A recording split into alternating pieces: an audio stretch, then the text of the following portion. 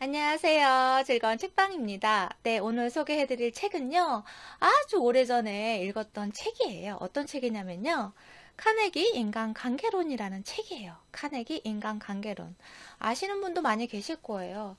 이 책을 왜 다시 읽게 됐냐면요, 영상을 찍기 하루 전에 한 TV에서 예고편을 봤어요. 책 읽어드립니다. 그 방송의 예고편을 봤는데 거기서 카네기 인간관계론이라는 책이 소개가 되더라고요. 그래서 저도 가지고 있어서 생각이 나서 다시 한번 읽었는데 그때 생각도 한 나면서 다시 읽게 되었고 그리고 또 좋은 내용이 참 많아요. 그래서 그때 당시에도 참 도움을 많이 받았지만 지금 읽어도 좋은 내용이고 공감되는 내용이 참 많기 때문에 혹시라도 유명한 책이지만 읽어보지 않으신 분이 계시다면 한번 읽어보셨으면 하는 바람으로 소개를 해드리게 됐어요. 그래서 이 책을 제가 아주 오래전에 이렇게 읽었는데 라벨도 많이 붙이고 해서 읽고 이 책을 읽고 나서 너무 좋아서 이 책을 또 읽었어요. 카네기 인간 경영 리더십. 그러니까 오래전에 읽었던 2005년도에 읽었던 책인데요. 이 책은 데일 카네기 님이 쓰신 책이고 이 책은 데일 카네기 님의 책을 모든 책들을 번역하신 최현순 카네기 연구소 대표 의사님이세요. 그분이 이 책을 쓰셨어요.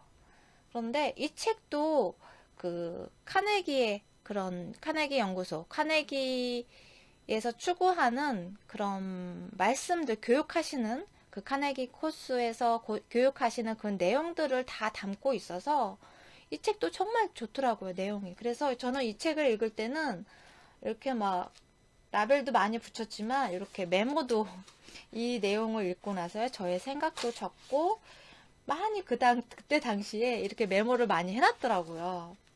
중간중간에 라벨, 포스트잇에다가 써서 저의 생각들을 담고 그 요점을 또 정리해서 담고 그렇게 했더라고요. 그래서 이 책도 안 읽어보셨으면 참 좋아요. 어떤 인간 경영 리더십이라고 해서 리더가 있는 것이 아니라,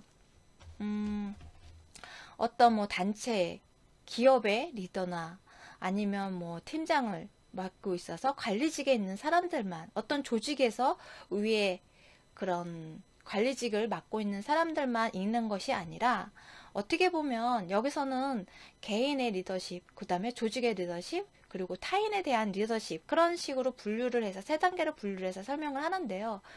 내 삶을 살아가는 데 있어서 내 삶의 리더는 누구예요? 나 자신이잖아요.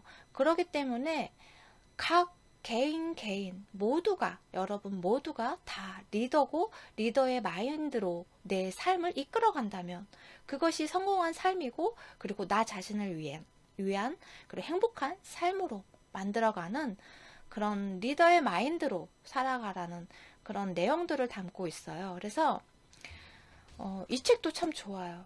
그래서 이 책과 이 책은 두 가지는 꼭 읽어보셨으면 좋겠어요. 다른 행복론이나 커뮤니케이션에 대한 책들도 있는데 좀 비슷한 중복되는 내용들이 있어서 저는 이 책만 지금 가지고 있거든요. 그래서 저도 책을 읽을 때 정말 소장해놓고 두고두고 읽고 싶은 책들은 계속 보유를 하고 가지고 있어요. 그런데 이제 한번 읽고 어떤 책들은 일부 책들은 이제 중고에 팔기도 하고 뭐 아는 사람한테 뭐 선물로 주기도 하고 하는데 이 두 책은 꼭 가지고 있었고 계속 가끔씩 보던 그런 책이기도 해요. 오늘은 카네기 인간관계론에 대해서 소개를 해드릴게요. 여기 책에서는 이 책을 읽고 최대 효과를 얻는 방법까지 설명을 해주고요. 처음에 이 책에서 어떤 것을 얻고 어떻게 해야지 이 책에 대해 읽고 나서의 그런 효과를 최대한 얻을 수 있는지 그런 방법들을 소개를 해줘요. 그 방법 중에 가장 중요한 것이 뭐냐면 행동으로 옮기는 것이에요. 내가 이것을 지식으로만 습득하는 것이 아니라 내 생각 속에 마음속에 그것을 각인하고 매일매일 읽으면서 반복적으로 내 마인드를 만들어가고 그리고 그것을 행동으로 옮겨야 한다는 거예요. 여기서 버나드 쇼의 말이 나오거든요. 어떤 거냐면요. 배운다는 것은 하나의 행동 과정이다. 우리는 행동함으로써 배우는 것이다. 네. 행동으로, 실천으로 옮겨야 한다는 거예요. 무언가를 배우고 내가 이것이 좋다 생각이 들고 내 것으로 만들어야겠다 생각이 들면 그것을 행동으로 옮겨야 한다는 거예요. 기회가 날 때마다 이 원리를 행동으로 실천하고 마음속에 남게끔 만들라는 거예요. 단순히 정보를 얻기 위해서 읽는 것이 아니라 새로운 습관을 형성하기 위해서 노력해야 한다는 거죠. 시간과 끈기와 매일의 실습이 필요하다고 그렇게 이야기를 해요. 이 책을 읽고 그냥 끝내는 것이 아니라 지식을 습득하고 좋은 내용이다 라고 끝내는 것이 아니라 매일매일 실습을 하는 그런 노력이 필요하고 훈련이 필요하고 그런 습관이 필요하다는 거죠. 그럼으로써 이 책에서 말하는 내용을 실천함으로 인해서 효과를 얻을 수 있다는 거예요. 여기서 효과를 얻기 위한 9가지 제안을 하세요. 그 9가지 제안을 읽어드릴게요. 첫 번째, 인간관계 원칙을 터득하기 위한 진지하고도 강한 의욕을 개발하라. 두 번째, 다음 장으로 들어가기 전에 각 장을 2번씩 읽어라. 세 번째, 이 책에서 서술한 방법을 어떻게 실행할까 수시로 생각해보라. 네 번째, 모든 중요한 아이디어에 밑줄을 그어라.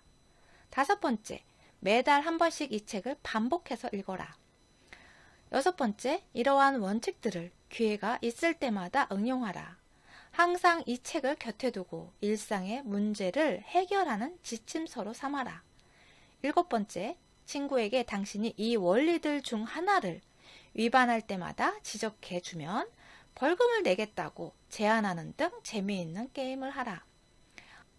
여덟 번째, 당신이 이룩한 진전을 매주 체크해보아라. 당신이 저지른 실수나 잘못 혹은 향상된 점은 어떤 것이 있는지, 미래를 위해 어떤 교훈을 얻었는지 자신에게 물어보라. 아홉 번째, 이 책 말미에 기록란에 원칙들을 언제 어떻게 응용했는지에 대해 실행한 방법과 그 날짜를 기록해보라. 제가 예전 같았으면 이 내용을 소개를 안 해드렸을 거예요. 그런데 어떻게 보면 이 책에서 가장 중요한 부분이라는 생각이 들었어요. 지금은. 왜 그렇게 바뀌었냐면 이러한 자기계발서나 그러한 내용들을 나를 발전시킬 수 있는 그런 내용의 책을 읽고 나서 그것을 실천하고 연습해보고 따라해보고 하는 것이 정말 중요하더라고요. 그것을 행해봄으로 인해서 얻어지는 것이 있고 그러면서 배우게 되더라고요.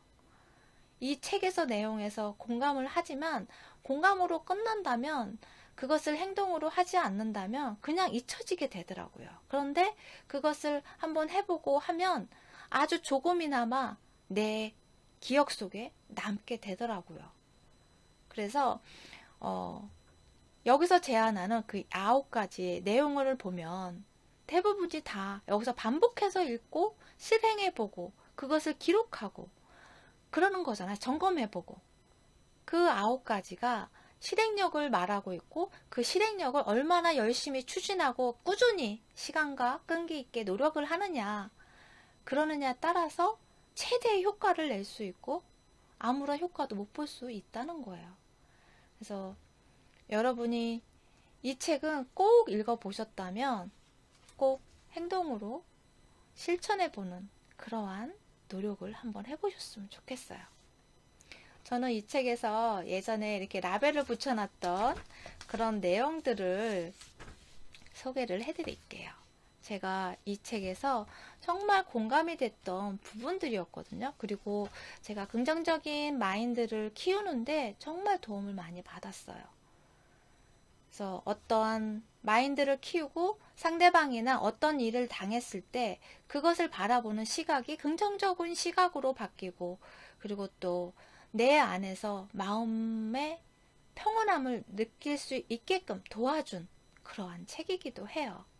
그래서 사람을 대할 때도 그렇고, 지금의 현 상황을 바라보는 시각도 그렇고, 그런 생각들을 긍정적인 마인드를 형성하게끔 도와준 그런 고마운 책이기도 해요. 여기에서 인간관계가 나 외에 나와 다른 사람과의 연결 관계를 하잖아요. 부모와 자식이 될 수 있고, 가족이 부부 사이가 될 수도 있고, 직장 동료가 될 수 있고, 친구가 될 수도 있고, 어떤 지나가는 사람과의 관계가 될 수도 있고, 모르는 누군가의 새로운 관계를 형성해 나가는 그런 과정이 될 수도 있고, 모든 나 외에 다른 사람과의 관계를 인간관계라고 하잖아요. 이 책에서는 인간관계의 3가지 기본 원칙, 그리고 인간관계를 잘 맺는 6가지 방법, 상대방을 설득하는 12가지 방법, 리더가 되는 9가지 방법, 이렇게 정리를 딱딱딱딱 해서 거기에 맞는 적절한 사례와 그리고 참고 문헌의 이야기들이 담겨 있어요. 그래서 이해하기도 쉽고 재미있게 읽을 수 있으면서 이렇게 어떻게 보면 귀에 쏙쏙쏙 들어오는 내용들로 가득해요. 그래서 더 쉽게 재미있게 읽을 수 있는 책이기도 해요. 그래서 인기가 그만큼 많은 베스트셀러이기도 해요. 그래서 이 책이 성경 다음으로 많이 팔린 그런 책이기도 하거든요.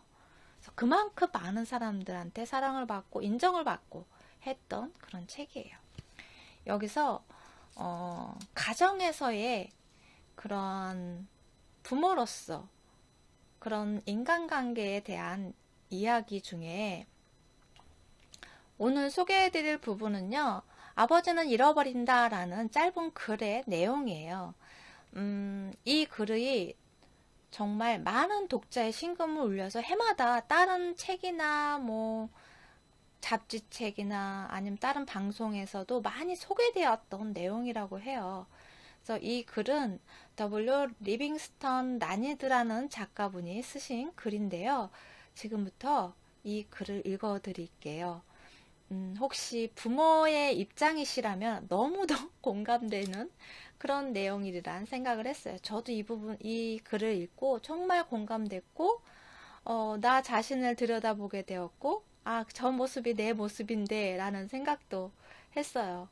여러분도 한번 들어보세요. 잠자고 있는 아들에게 들려주는 그러한 글이에요. 아들아, 내 말을 듣거라. 나는 내가 잠들어 있는 동안 이야기하고 있단다. 내 조그만 손은 뺨 밑에 끼어 있고 금발의 곱슬머리는 촉촉하게 젖어 있는 이마에 붙어 있구나. 나는 내 방에 혼자 몰래 들어왔단다. 몇 분 전에 서재에서 서류를 읽고 있을 때 후회의 거센 물결이 나를 덮쳐왔다. 나는 죄책감을 느끼며 내 잠자리를 찾아왔단다. 내가 생각해 오던 몇 가지 일이 있다. 아들아, 나는 너한테 너무 까다롭게 대해왔다. 내가 아침에 일어나 얼굴에 물만 찍어 바른다고 해서 학교에 가려고 옷을 입고 있는 너를 꾸짖곤 했지. 신발을 깨끗이 닦지 않는다고 너를 비난했고, 물건을 함부로 마루 바닥에 던져 놓는다고 화를 내기도 했었지. 아침 식사 때도 나는 또 내 결점을 들춰냈다. 음식을 흘린다거나 잘 씹지도 않고 그냥 삼켜버린다거나, 또 식탁에 팔꿈치를 올리고 버터를 빵에 많이 바른다는 등. 그러나 너는 학교에 들어갈 때 출근하는 나를 뒤돌아보며 손을 흔들며 말했지. 잘 다녀오세요, 아빠. 그때도 나는 얼굴을 찌푸리며 대답했지. 어깨를 펴고 걸어라. 얘야, 기억하고 있니? 나중에 내가 서재에서 서류를 보고 있을 때 너는 경계의 빛을 띠고 겁먹은 얼굴로 들어왔었잖니? 이를 방해당한 것에 짜증을 내면서 서류에서 눈을 뗀 나는 문 옆에서 망설이고 서 있는 너를 바라보며 무슨 일이냐? 하고 퉁명스럽게 말했지. 너는 아무 말도 하지 않고 갑작스레 나에게로 달려와 두 팔로 내 목을 안고 키스를 했지. 너의 조그만 팔은 하나님이 내 마음속에 꽃피운 애정을 담아 나를 꼭 껴안았다. 그것은 어떤 냉담함에도 시들 수 없는 애정으로 가득 차 있었다. 그리고서 너는 문 밖으로 나가 계단을 쿵쾅거리며 내 방으로 뛰어 올라갔다. 내 손에서 서류가 마룻바닥에 떨어지고 말할 수 없는 공포가 나를 사로잡은 것은 바로 그 직후의 일이었단다. 내가 왜 이런 나쁜 버릇을 갖게 되었을까? 잘못만을 찾아내 꾸짖는 버릇을. 그것은 너를 착한 아이로 만들려다 생긴 버릇이란다. 너를 사랑하지 않아 그런 것이 아니라 어린 너한테 너무나 많은 것을 기대한 데서 생긴 잘못이란다. 나는 나의 어린 시절을 바탕으로 너를 재고 있었던 거란다. 그러나 너는 착하고 따뜻하고 진솔한 성격을 갖고 있다. 너의 조그만 마음은 넓은 언덕 위에 비치는 새빛처럼, 새벽빛처럼 한없이 넓단다.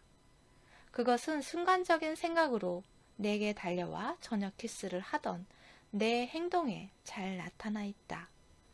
오늘 밤엔 다른 것이 필요 없다.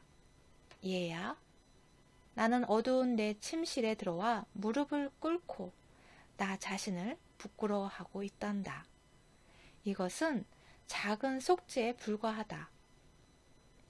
내가 깨어 있을 때 이야기를 해도 너는 이런 일을 이해하지 못하리라는 것을 나는 잘 알고 있다. 하지만 내일 나는 참다운 아버지가 되겠다. 나는 너와 사이좋게 지내고 내가 고통을 당할 때 같이 괴로워하고 내가 웃을 때 나도 웃겠다. 너를 꾸짖는 말이 튀어나오려고 하면 혀를 깨물겠다. 그리고 계속해서 의식적으로 되뇌어야지. 우리 애는 작은 어린아이에 불과하다고. 우리 애는 작은 어린아이에 불과하다. 너를 어른처럼 대해온 것을 부끄럽게 생각한단다. 지금 내가 침대에 쭈그리고 자는 것을 보니 아직 너는 갓난아에 지나지 않다는 것을 알겠구나. 어제까지 너는 어머니의 어깨에 머리를 기대고 품에 안겨 있었지. 내가 너무나 많은 것을 너한테 요구해 왔구나. 너무나도 많은 것을. 네. 저도 이 글을 읽고 정말 반성을 하게 되었고요. 저도 아이한테 아직 어린데도 나도 모르게 무언가를 바라면서 요구를 하고 있다는 사실을 알았어요. 뭐뭐 해라, 뭐뭐 해라. 이렇게 지시만 하는 그런 내 모습을 발견하게 되는 그런 글이었어요. 요즘에는 많이 의식이 변화해서 많이 배우고 아이를 어떻게 대해야 하는지 그런 부분에서 관심도 많이 기울이고 하기 때문에 존중해주는 부모님들도 많이 계세요. 그런데 불쑥불쑥 나도 모르게 감정적으로 그리고 어른의 시각으로 바라보고 그것을 요구할 때가 있더라고요. 그래서 그런 부분에 대해서 한번 생각해보고, 그러한 관계도 인간관계라는 거예요. 부모 자식과의 관계도 인간관계고, 부부 사이에서도 인간관계, 그런 내용들로 담겨 있고요. 그리고 중간 부분에는 타인과의 그런 관계에서의 그런 내용들이 담겨 있고요. 그리고 조직에서의 리더로서의 그런 같이 일하는 동료와 부하 직원들에게 어떻게 이끌어 나가야 하는지, 그런 내용들이 담겨 있어요. 그래서 우리가 생활하면서 비난하고 비판하고 하는 것은 참 쉬워요. 그런데 그것을 이해하고, 그리고 어떤 사람이 내가 공감되지 않고 이해할 수 없는 행동을 했다면 그 사람이 그런 행동을 왜 했을까 비판하고 불만을 토로하고, 그것을 먼저 잘했다 잘못했다 그런 잣대를 대는 것이 아니라, 저 사람이 왜 그런 행동을 했을까 라는 생각을 먼저 해보자는 거죠. 이 책의 내용 중에서 대부분의 사람들이 원하는 몇 가지 욕구에 대해서 말씀하시는 부분이 있어요. 이런 것처럼 인간의 가장 기본이 되는 근본적인 그런 욕구에 대해서, 그런 마음의 심리, 사람들의 심리에 대해서 이야기하고 있기 때문에, 과거에도 그만큼의 많은 사람들한테 사랑을 받는 책이기도 했지만 지금도 유용하게 쓰이는 책이기도 해요. 지금에 와서도 이 책의 내용이 공감이 되고 많은 도움을 줄 수 있는 그런 내용인 것은, 인간의 가장 기본이 되는 근본적인 그런 욕구에 대한 내용들이 담고 있기 때문인 것 같아요. 그래서 여기서 몇 가지 욕구에 대해서 8가지로 나눠서 말씀을 해주시는데요. 뭐냐면요, 첫 번째는 건강과 장수, 두 번째는 음식, 세 번째는 수면, 네 번째는 돈과 돈으로 살 수 있는 것, 다섯 번째는 내세의 생명, 여섯 번째는 성적인 만족, 일곱 번째는 자녀들의 행복, 여덟 번째는 중요한 사람이 되려는 욕망. 네, 이렇게 8가지가 있는데요. 이상의 모든 욕구는 대개가 충족될 수 있다고 이렇게 말씀을 하세요. 하지만 예외가 한 가지 있다고 해요. 그 예외가 뭐냐면, 위대해지고 싶은 욕망, 중요한 사람이 되려는 욕망, 그것이에요. 그래서 링컨은 이렇게 이야기를 했어요. 모든 사람은 칭찬 듣기를 좋아한다. 그리고 윌리엄 제임스, 심리학자죠. 윌리엄 제임스는 인간성에 있어서 가장 심오한 원칙은 다른 사람으로부터 인정받고자 하는 갈망이다. 네, 인정받고자 하는 갈망, 그것이 인간의 가장 만족할 수 없고 절실하게 느껴지는, 누구나 다 갖고 있는 그러한 욕구라는 거죠. 누구나가 다 인정받고 존중받기를 바라잖아요. 인간은 누구나가 그러한 것을 잘 이해하고 받아들이고, 그런다면, 내가 인정받기를 바란다면 다른 사람도 인정받고 존중받기를 바란다는 거예요. 그러한 것을 명심하고 마음에 새기고 항상 그것을 우선적으로 생각하고 행한다면, 인간관계를 맺는다면 훨씬 더 좋은 관계를 맺을 수 있고, 좋은 인간관계를 맺는 데 도움이 되고, 어떤 일을 행할 때도 그 일을 성공으로 이끄는 그러한 일이 된다는 거예요. 그래서 여기에서 존 록펠러 1세에 대한 이야기가 나오는데요. 그분이 성공을 한 사람을 다루는데 성공한 성공 비결에 대해서 이렇게 말씀하세요. 진심에서 우러나온 감사였다고. 진심에서 우러나오는 감사였다고. 그 이야기를 지금부터 해드릴게요. 사업 동료 중에 한 사람이 에드워드 베드포드가 남미에서 물건을 잘못 구입해서 회사에 100만 달러를 손해를 입혔어요. 100만 달러의 손해를 입혔어요. 이게 아주 오래전에 있었던 일이니까요. 정말 어마어마한 금액이죠. 그런데 록펠러가 그 사람을 비난하지 않았어요. 비난하지 않고 어떻게 했냐? 이 사람이 베드포드가 최선을 다한 건 알고 있어요. 그렇지만 회사에 막대한 손해를 입혔잖아요. 그래서 그 사건은 이제 이미 끝나버린 상태고, 그래서 이 사람이, 록펠러가 고민을 한 거예요. 이 상대방에게 베드포드가 칭찬할 거, 베드포드에게 칭찬해줄 말이 뭐가 있을까? 그래서 생각해낸 것이 뭐냐면, 베드포드가 투자한 돈의 가운데 중에서, 그러니까 100만 달러를 손해를 입혔는데 그 중에서 60%를 회수를 했다고 해요. 그래서 그 60%를 회수한 것에 대해서 축하를 해주었다고 해요. 훌륭하네. 그만큼 회수하게 된 것도 큰 수완이야. 그 손해를 입힌 그 사람에게 정말 훌륭하다고. 손해를 봤지만 그래도 그만큼 회수한, 60%는 회수하지 않았나. 60%를 회수한 것은 정말 큰 수완이라고. 그렇게 칭찬의 말을 그 사람에게 해줬다고 해요. 그런 것처럼 인정해주는 거. 그 사람이 잘한 부분을 인정해주고 북돋아주고 칭찬해주는 거.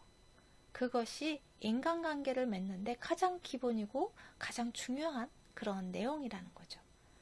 그래서 여러분이 살아가면서 인간관계를 맺을 때 이러한 그 사람에게 장점을 보려 노력하고 칭찬할 것이 무엇이 있는지 그러한 것에 관심을 기울이고 한다면, 인정해주는 말을 많이 해준다면 좋은 인간관계를 맺을 수 있고, 그러한 관계들이 내 삶의 행복을 만들어가는 일이 되지 않을까 싶어요. 도움이 되셨나요? 다음 시간에도 이어서 재미있는 그런 인간관계의 그런 사례들, 내용들을 소개를 해드릴게요.